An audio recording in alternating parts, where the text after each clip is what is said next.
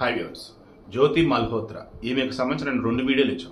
మొదటి వీడియో వచ్చేసి తాను పాకిస్తాన్ ఎంబసీ వాళ్ళతో కలగలిసి పాకిస్తాన్ ఎలా వెళ్ళింది, ఆ తర్వాత సమాచారం మొత్తం కూడా ఏ రకంగా చేరవేసింది పాకిస్తాన్కి ఏంటిని, అండ్ ఆమె లైఫ్ స్టైల్ ఎలా ఏంటన్నప్పుడు వాళ్ళ నాన్న హరీష్ కుమార్ మల్హోత్రా కరోనా ముందు వరకు నాది నార్మల్ సాదాసీదా జీవితం, కరోనా తర్వాత ఆమె యూట్యూబ్ ఛానల్ పెట్టుకుంది, ఆ తర్వాత ఆమె లైఫ్ స్టైల్ మొత్తం మారిపోయింది, ఇప్పుడు నీళ్ళు ఆమె సొంతమే అంటుంది, మరి అంత డబ్బు ఎలానే ఏంటో నాకు తెలియదే బాబు అన్నాడు. ఇక ఈవినింగ్ ఏం మాట్లాడుకున్నాం, ఆమె ఏకంగా 2023-24లో ఆమె కదలికలు గమనించి ఒక అతను ముందుగానే ఇంటెలిజెన్స్ బ్యూరోకి గవర్నమెంట్కి అలర్ట్ చేసిన పట్టించుకోని చెప్పేసి నైట్ ఈ వీడియో కూడా ఇచ్చాను. ఇప్పుడు అన్వేష్ విషయంలో కూడా ఇప్పుడు కొంతమంది కామెంట్లు పెడుతున్నారు, ఇంకొంతమంది వచ్చేసి ఓపెన్గానే ఈ జ్యోతి మల్హోత్రా ఏమో పాకిస్తాన్ సంబంధించి పొగుడుతూ, ఈ జ్యోతి మల్హోత్రా పాకిస్తాన్ సమాచారాన్ని చేరవేస్తూ ఏకంగా మన పెహల్గాం దుర్ఘటన కారణమైంది. ఇప్పుడు ఈ అన్వేష్ ఏమో చైనాలో ఉండి చైనాను పొగుడుతూ ఇండియాని తిడతాడు. అంటే ఇండైరెక్ట్ గా ఆమెమో పాకిస్తాన్ ప్రమోట్ చేస్తే ఇతనేమో చైనాని ప్రమోట్ చేస్తున్నారు. ఈ యూట్యూబర్లు వాళ్ళ వ్యూస్ కోసం, వాళ్ళ రేటింగ్స్ కోసం, డబ్బుల కోసం ఏమైనా సరే చేస్తారని అంటున్నారు. ఇతను నా అన్వేషణ కుర్రాడు, ఈ అన్వేష్ సంబంధించి నేను క్రాస్ చెక్ చేస్తే నాకు అనిపించింది ఏంటంటే మేబీ అతనైతే గూఢచర్యం చేసాడని అయితే అనుకోను. స్పై జ్యోతి మల్హోత్రా లాగా అతను స్పై చేశాడని అయితే అనుకోను. ఎందుకంటే అతను ఉంది భారతదేశంలో కాదు, చైనాలో ఉన్నాడు. చైనాలో ఉంటూ అక్కడ అవన్నీ ఎక్స్ప్లెయిన్ చేస్తూ అక్కడ వాళ్ళు ఎలా యూనిటీతో ఉంటారు, వాళ్ళు ఎలా డెవలప్మెంట్ చేసుకుంటారు, లైక్ ఆవేళ చెప్పుకుంటూ పోయాడు అతను. బట్ ఇండియన్ సిస్టమ్ని తక్కువ చేసి మాట్లాడు, ఒప్పుకుంటా, ఉన్నదే చెప్పుండొచ్చు. సో ఇప్పుడు ఒకవేళ చైనాకి సంబంధించి ఏదైనా ఇన్ఫర్మేషన్ కావాలన్నప్పుడు అతను ఇస్తాడంటే అతనేమిస్తాడు, మన వాళ్ళ దగ్గర బోల్డ్ అయితే ఉండేది కదా. అతను ఏమన్నా భారతదేశం సంబంధించిన ఇన్ఫర్మేషన్ చైనా వాళ్ళకి ఇచ్చాడంటే ఇక్కడి నుంచి ఆడ తీసుకెళ్ళి ఇవ్వటం అంటే ఏమని ఇస్తాడు, ఏముందని ఇస్తాడు. ఒకవేళ ఇక్కడున్న వాళ్ళు ఎవరన్నా కానీ అతనికి ఏమైనా చెప్తే అది వాళ్ళకి షేర్ చేశాడంటే. సో లాజికల్గా ఆలోచించిన, ప్రాక్టికల్గా ఆలోచించిన ఈమె పాకిస్తాన్ ప్రమోట్ చేసినట్టు, పాకిస్తాన్ చాలా బాగుంటుంది, చాలా మంచిది, వాళ్ళ ప్రజలు చాలా మంచోళ్ళు అన్నట్టు, అలా అతను చైనాని ప్రమోట్ చేస్తూ చైనా ప్రజలు మంచోళ్ళు అంటూ చైనా ప్లేసెస్ గురించి చెప్తూ, వాళ్ళ కల్చర్ గురించి చెప్తూ, వాళ్ళ యొక్క లైఫ్ స్టైల్ గురించి చెప్తూ అలా ప్రమోట్ చేసి ఉండొచ్చు. ఇక్కడ ఇద్దరిని కూడా ఈ విషయంలో సేమ్ అంట.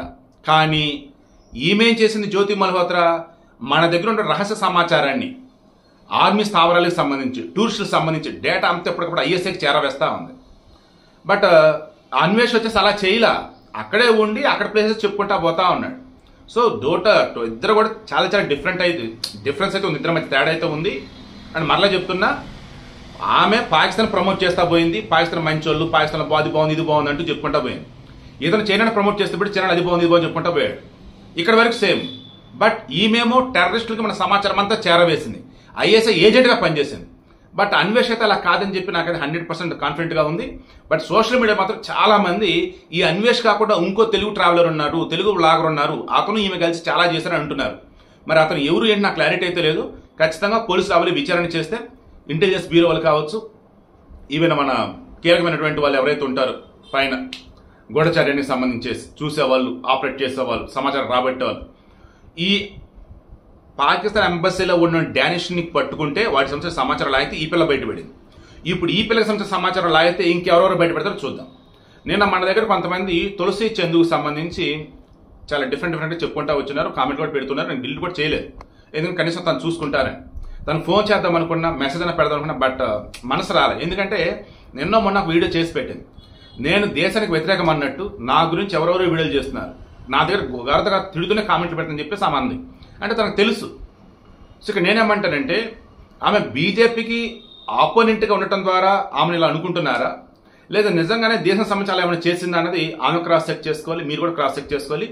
నేనైతే తను నా ఫ్రెండ్గా, తను ఈ టీవీలో చేస్తున్నారు, నేను ఈనాడులో చేస్తున్నాను కాబట్టి ఆ రకంగా నేను తను సపోర్ట్ చేస్తున్నాను అన్నవేళ నేను మాట్లాడతా. ఒక జర్నలిస్ట్గా తను చేసేది ఏంటో నాకు తెలుసు కాబట్టి తను చెప్పేదానిలో మంచి ఉండొచ్చు, చెడు ఉండొచ్చు. ఇప్పుడు నేనున్న వైసీపీకి సంబంధించి నేను చెప్పిన వాటిలో వచ్చేసి మీకు చాలా వరకు నచ్చవు, కొంతమందికి కరెక్ట్గా చెప్పారండి అంటారు. అలా పొలిటికల్గా ఒక పార్టీ ఫేవర్ అనే ట్యాగ్ ఉండటం వేరు, అలా ఈమెకి సంబంధించి కూడా కమ్యూనిస్టుల ఫేవర్గా అన్నట్టుగా ట్యాగ్ ఉండటము రకరకాలు ఉండొచ్చు. బట్ ఫస్ట్ టైం ఒక తెలుగు యూట్యూబర్కి సంబంధించి ఇంత దారుణంగా దేశానికి ఆమె వ్యతిరేకమని అంటున్నారంటే ఎక్కడ తేడా కొడుతుంది. ఖచ్చితంగా ఆమె క్రాస్ చెక్ చేసుకోవాలి. తులసి గారు ఖచ్చితంగా ఈ వీడియో మీ దాకానే వచ్చిందని అనుకుంటున్నా. నేను మీకు డైరెక్ట్ ఫోన్ చేసి నాకు అంటారు అవకాశం ఉంది, ఆ చనువు ఉంది, ఆ స్నేహం ఉంది. కానీ డైరెక్ట్గా మీకు చెప్పలేకపోతున్నాను నేను. ఎలా చెప్పాలో నాకు తెలియటం లేదు.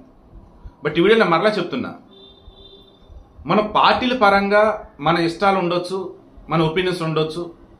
బట్ దేశపరంగా అన్నప్పుడు ఎవరి మీద లేనంత వ్యతిరేకత మీ మీద అసలు ఎందుకు నాకు నిజంగా అర్థం కావట్లేదు. నిజంగా మీరు అన్నట్టుగా వాంటెడ్ మిమ్మల్ని టార్గెట్ చేస్తున్నట్టయితే ఎందుకు అలా టార్గెట్ చేశారు? మీరు చెప్తున్న దానిలో అలా కనుక ఇక్కడనే ఏదన్నా ఉన్నా సరే ఒకసారి చూసుకోండి. ఫ్రెండ్గా సలహా అండి. ఎందుకంటే ఇంకా వేరే నలుగురి గురించి కూడా మాట్లాడుకుంటూ వచ్చినా కానీ మీది ఎక్కువ హైలైట్ చేస్తున్నారు. నాకు అది చాలా బాధ అనిపించింది, ఇబ్బంది అనిపించింది. ఎందుకంటే మీరు ఎలా కష్టపడి పైకి వచ్చారో నాకు తెలుసు. మీ ఛానల్ మూవ్ అయ్యే మూమెంట్లో ఒకనొక సమయంలో నాకు ఫోన్ చేసి నా గురించి మన జర్నలిస్ట్ మిత్రులు చెప్పింది మీకేం చెప్పారు ఏంటి అని చెప్పేసి అడిగి ఆ తర్వాత నాతో మాట్లాడినప్పుడు మనం మాట్లాడుకున్నాం. నా వీడియోస్ ఎలా ముందుకు వెళ్తున్నాయి అండ్ మీ దానిలో వచ్చేసి ఏవి పెడితే ఎలా వెళ్తే ఏంటను జస్ట్ మీ ఎఫర్ట్స్ ఏవైతున్నాయో దానికి నేను ఏదో చిన్నపాటి సలహా సూచన ఇచ్చుండొచ్చు కాక. కానీ ఆ తర్వాత మీరు పెట్టిన ఎఫర్ట్స్ చాలా బాగున్నాయి, మీ టీం ఇదంతా సూపర్ ఉంది. బట్ ఓవరాల్గా అన్నప్పుడు మాత్రం ఎక్కడో మీ దగ్గర ఏదో మిస్ అవుతుంది. అది జనానికి నెగిటివ్ వేలో వెళ్ళిపోతుంది. అది ఒకసారి చూసుకోండి. లేదు అంత కరెక్ట్గానే ఉందనుకుంటే ఆ కరెక్ట్గా ఉన్నది జనానికి అర్థమయ్యేలా చెప్పకండి. జనానికి అర్థమయ్యేలా చెప్పేసేయండి. నిజమే, మనం చేసిన 100కు 100% ఎవరు నచ్చరు. ఖచ్చితంగా తేడాగా చాలా మంది ఉంటారు. ఆ తేడాగా చాలా మంది ఉన్నప్పుడు దేశానికి వ్యతిరేకమైన వేళ అనకూడదు. సో దయచేసి ఆ వేళ ఒక్కసారి మీరైతే చూసుకోండి. ఓకేనా? ప్లీజ్.